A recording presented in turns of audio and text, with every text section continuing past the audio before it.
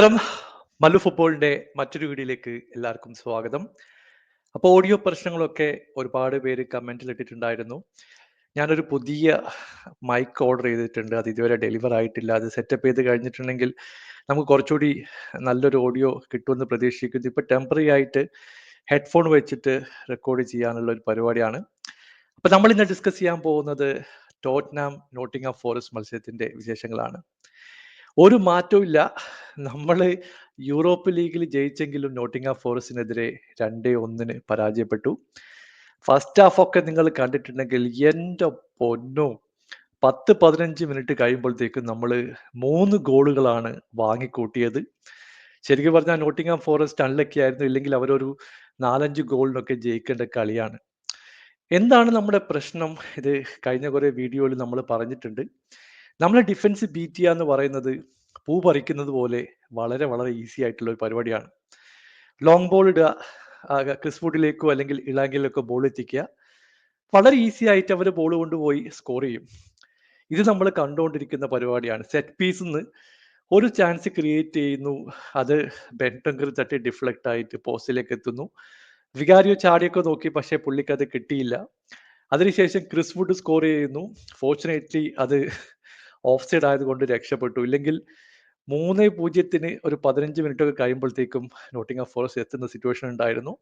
പക്ഷെ അധികം വൈകാതെ മറ്റൊരു ഓപ്പർച്യൂണിറ്റി ഇലാങ്ക ലെഫ്റ്റ് വിങ്ങിന് ക്രിയേറ്റ് ചെയ്തു. ഒരു അടിപൊളി ക്രോസ് പോസ്റ്റിലേക്ക് എത്തി. എനിക്ക് തോന്നുന്നു വികാരിയോ പിടിക്കാൻ വേണ്ടി മുമ്പോട്ട് പോകുന്നത് ഈ സമയത്താണ് ക്രിസ് വുഡിന്റെ ഹെഡർ വരുന്നത്. അങ്ങനെ വളരെ ഈസി ആയിട്ട് മുമ്പോട്ട് പോകുന്ന നോട്ടിംഗ്ഹാം ഫോറസ്റ്റിനെയാണ് നമ്മൾ കണ്ടത്. എനിക്ക് മനസ്സിലാവാത്ത ഒരു കാര്യം, റൈറ്റ് വിങ്ങിൽ ഓഡിബേർട്ട്, ലെഫ്റ്റ് വിങ്ങിലാണെങ്കിൽ ഡെസ്പെൻസും ടെല്ലും ഒരു 10-20 ക്രോസ് കഴിഞ്ഞ മത്സരത്തിൽ പോസ്റ്റിലേക്ക് ഇട്ടിട്ടുണ്ട്. ഒന്നുകിൽ ഫസ്റ്റ് മാനെ ബീറ്റ് ചെയ്യാൻ ഈ ക്രോസിന് കഴിയുന്നില്ല, അല്ലെങ്കിൽ ശരിക്കുള്ള ആളെ പിക്ക് ചെയ്യാൻ ഈ ക്രോസ് എത്തുന്നില്ല.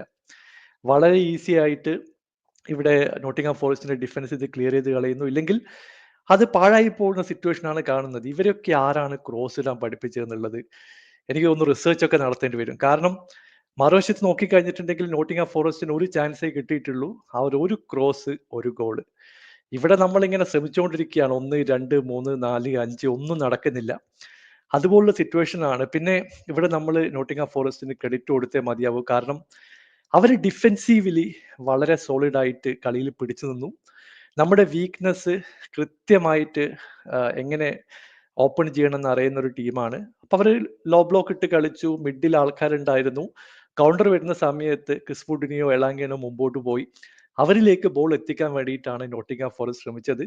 അത് വളരെ കൃത്യമായിട്ട് വർക്കൗട്ട് ചെയ്യുന്ന ഒരു മാച്ചാണിത്. ഇതിപ്പോ ആൻഡ് പോസ്റ്റക്കോഗ്ലുവിനെ എത്ര കാലം വെച്ചുകൊണ്ടിരിക്കും നമുക്കറിയില്ല. കാരണം ഇനി സെമി ഫൈനൽ മത്സരം വരാൻ പോകുന്നുണ്ട്.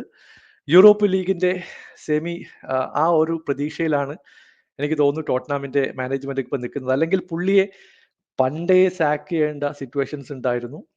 എല്ലാ മാച്ച് കഴിയുമ്പോഴും പുള്ളി പറയുന്നത് നമുക്ക് ചാൻസ് ഉണ്ടായിരുന്നു. സെക്കൻഡ് ഹാഫിൽ നമ്മൾ കുറച്ചുകൂടി ബെറ്റർ ആയിട്ട് കളിച്ചില്ല എന്ന് പറയുന്നില്ല. പക്ഷേ ഈ റിച്ചാർഡ്സനൊക്കെ എന്താണ് ചെയ്യേണ്ടത്? പുള്ളിക്ക് ഒരു 10 ചാൻസുകൾ ക്രിയേറ്റ് ചെയ്ത് കൊടുത്തിട്ടുണ്ടെങ്കിൽ പുള്ളി ഒന്ന് സ്കോർ ചെയ്യും. എനിക്ക് തോന്നുന്നു സെൽസിന്റെ പെർഫോമൻസ് എടുത്തു പറയണം. പുള്ളിയുടെ ബ്രില്യൻ്റ് ആയിട്ടുള്ള 2-3 സേവുകൾ ഉണ്ടായിരുന്നു. റിച്ചാർഡ്സന് ക്രോസ് കൊടുക്കുന്നു, പുള്ളി ഹെഡ് ചെയ്യുന്നു. 1-2 ഹെഡറൊക്കെ സെൽസ് സേവ് ചെയ്തു. അവസാനം പുള്ളിയുടെ ഒരു ഹെഡറിൽ നിന്നാണ് നമ്മളൊരു കോൺസലേഷൻ ഗോൾ സ്കോർ ചെയ്യുന്നത്. അത് മാറ്റി നിർത്തി കഴിഞ്ഞിട്ടുണ്ടെങ്കിൽ ഒഫെൻസീവ്ലി നമ്മൾ റൈറ്റ് വിങ്ങിൽ നിന്ന് ക്രിയേറ്റ് ചെയ്തിട്ടുള്ള ചാൻസ്, പെഡ്രോ പോറോ ഒരു 10 ക്രോസ് ഇട്ടു. അതിനുശേഷം ഓഡോ വോട്ടർ 5-6 ക്രോസ് ഇട്ടു. ലെഫ്റ്റ് വിങ്ങിൽ നിന്ന് ടെല്ല് ക്രോസുകൾ ഇടുന്നു. ഇതൊക്കെ ആർക്കോ വേണ്ടി തിളക്കുന്ന സാമ്പാർ എന്ന് പറഞ്ഞ പോലെ ഒരു കാര്യമില്ലാത്ത ക്രോസുകളായിരുന്നു. നമ്മൾ പോസ്റ്റിലേക്ക് കയറി ആ ഡിഫൻസിനെ ബ്രേക്ക് ചെയ്തുകൊണ്ട് ഒന്ന് സ്കോർ ചെയ്യാനൊക്കെ ശ്രമിക്കുന്ന വളരെ ചെറിയ ചാൻസുകൾ മാത്രമേ ഉണ്ടായിരുന്നുള്ളൂ. അങ്ങനെ മറ്റൊരു പരാജയം, വൺ ഓഫ് ദി വേഴ്സ്റ്റ് സീസണിലേക്ക് കാര്യങ്ങൾ പോവാണ്. ഇങ്ങനെ പോവുകയാണെങ്കിൽ എനിക്ക് തോന്നുന്നു അടുത്ത മത്സരം ഹാൻഡിനെ സംബന്ധിച്ചിടത്തോളം ക്രൂഷ്യലാണ്. പുള്ളി ചിലപ്പോൾ ജയിച്ചാലും ജയിച്ചില്ലെങ്കിലും പുള്ളി സീസൺ തന്നെ സാക്കാനുള്ള ചാൻസ് വളരെ വളരെ കൂടുതലാണ്. എന്തായാലും നിങ്ങളുടെ അഭിപ്രായം താഴെ അറിയിക്കുക. പുതിയൊരു വീഡിയോയുമായി വീണ്ടും കാണാം. Thank you so much for watching. Bye for now.